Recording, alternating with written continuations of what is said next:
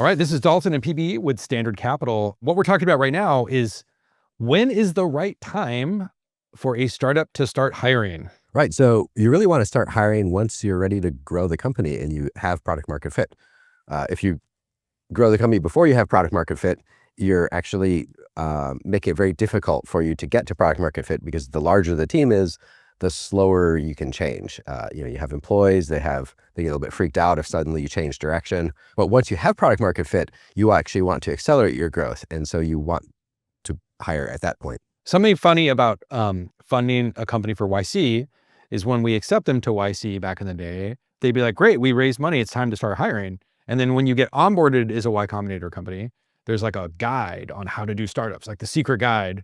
And one of the first things it says is don't hire. And it was always shocking. Like I always would witness founders being shocked that rule number one of raising money is to not hire.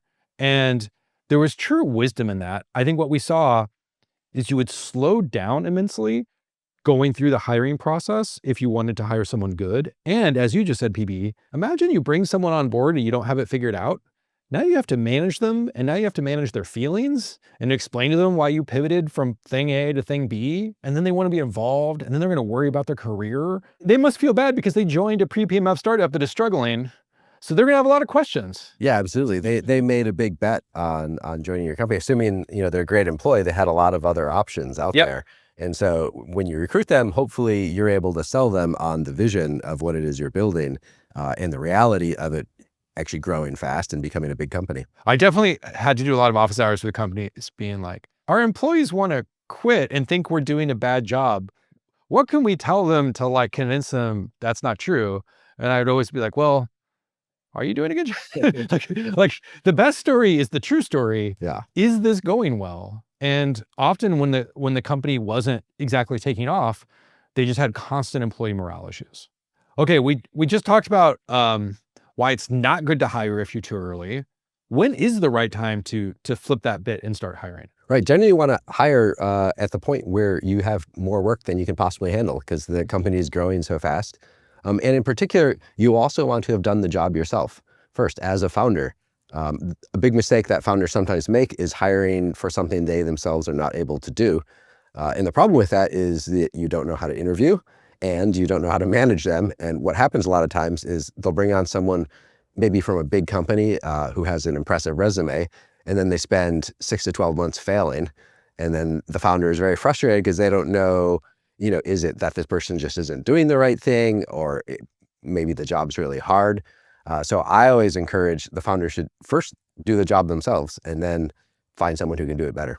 So PB, you have an incredibly unique perspective on this for a few reasons. Number one, you were one of the earliest hires at Google, a company many people have heard of. You were employee 23. Right? Yes. What was that like? Let's start there. Yeah, it was great. Yeah. It's something that actually I didn't even, unfortunately, appreciate at the time how special that company was.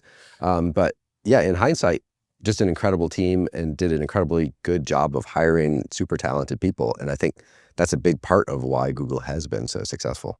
How did you hear about that job opportunity? Like, did a recruiter contact you, or? I found it on Slashdot.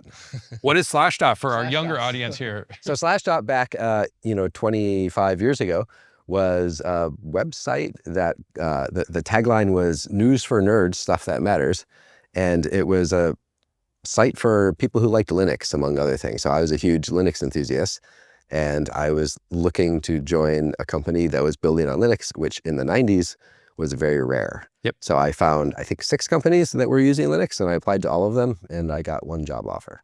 It's that easy, folks. Yeah.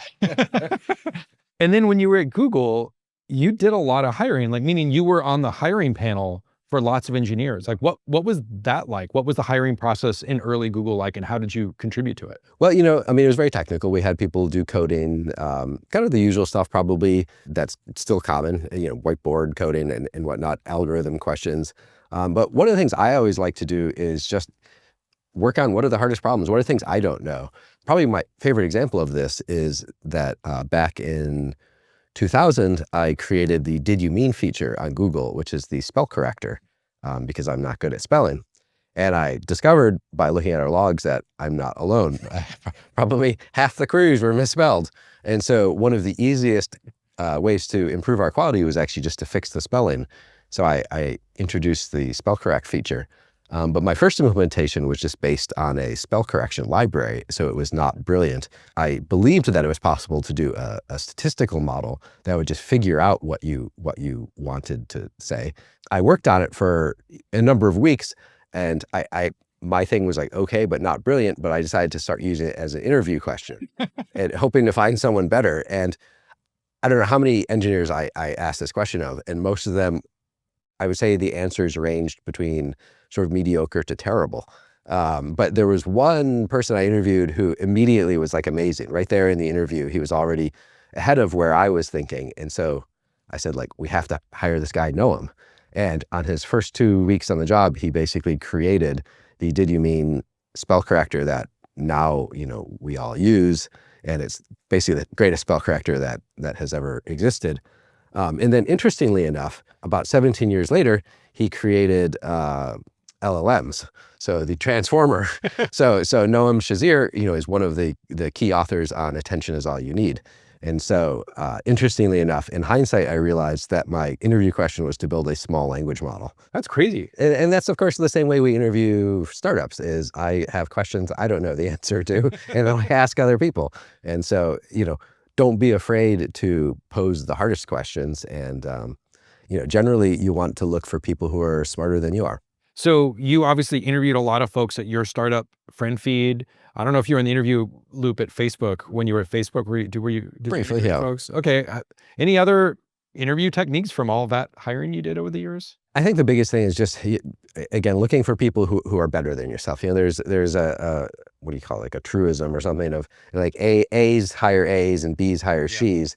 And I think the way of thinking about that is a lot of times people who aren't really that good kind of know they're not that good. And so they find people who are smarter themselves as threatening. Yep. Right. And so they find people who are less good. Whereas, if you're someone who's actually really smart and you're ambitious, you want to surround yourself with other people who will inspire you and you can actually learn from. And so I always just think like, is this a person who I can learn a lot from? And, a very basic question that again works in all of our interviews for startups or anything else is just at the end of the interview, I ask myself, what did I learn? And if the answer is nothing, then it's a bad interview. So in terms of famous interviews, you and I had a very unique experience. Yeah, why don't you tell the story? Yeah, for sure. So something maybe not a lot of people know is that actually OpenAI was created at Y Combinator back in 2015. It was originally known as YC Research. We believed that AI was a thing that was happening, but at the time it was all kind of locked up inside of Google. And so we wanted it to be more open to the world and in particular open to our startups. If our startups are not able to build on top of AI, we're going to be in trouble. So as part of that process, you and I interviewed Ilya for the role of OpenAI co-founder.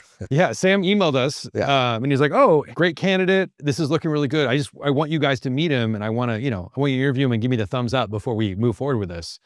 And so we did. What was that like? What do you remember from that interview? I actually just remember asking him, like, why did neural nets start working? Because I was into neural nets back in the 90s. Yeah. I always thought, to me, neural net always seemed like obviously the right way to do AI, but I'm not smart enough to actually make it work.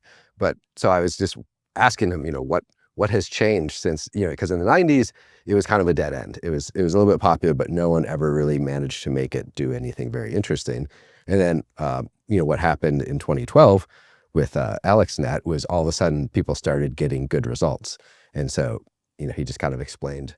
Some of it was actually really basic. One of the things that was surprising, and I don't know if this is true, but it's what he told us, was that actually we were just initializing the neural net. I remember that. He said, the weights, we all believed that you started with these types of initial weights. It used to and be, that was wrong. I think you would use a random number between like 0 and 0.2 or something. And actually the correct thing was a random number between -1 and 1. I totally remember that. And I remember us being like, why? He's like, oh. Yeah. Well, so a lot of times it turns out, in these research things, someone just does something random and then everyone else just copies it without questioning it. Yeah. What I remember from that is how much he predicted that ended up being totally true. I think about this all the time from YC interviews where sometimes you meet founders and they say a lot of stuff and it's very bold and like none of it happens. Right? It's like Web3 didn't happen, man. Like I heard a lot of bold visions, didn't happen. But man, every once in a while, I get chills thinking about when someone told me something that became exactly the reality we live in. And that's how I feel about that interview, is he made a lot of really wild statements about what was going to happen with AI. Do you remember? Yeah. I don't know if I could quote something specific, but it was basically that this was the most important problem in the world and that we would have superhuman level intelligence to solve all sorts of problems, and that like, it's going to change the way we live. And this was in 2015. Again, this was like, it wasn't like this was a common thing you would read on x.com. For sure. This was a very strange, extreme vision of the future. Yeah. Not a lot of people believed in AI back then. Even, a few years ago, a lot of people were still in denial that this was going to happen. Yeah. So I just remember him saying things that I found wild, and he meant them so sincerely. Like he was just telling us a bunch of facts about what was going to happen. And again, with hindsight, he was dead on. I guess that's what a visionary is. Okay. Thanks, PP. Great.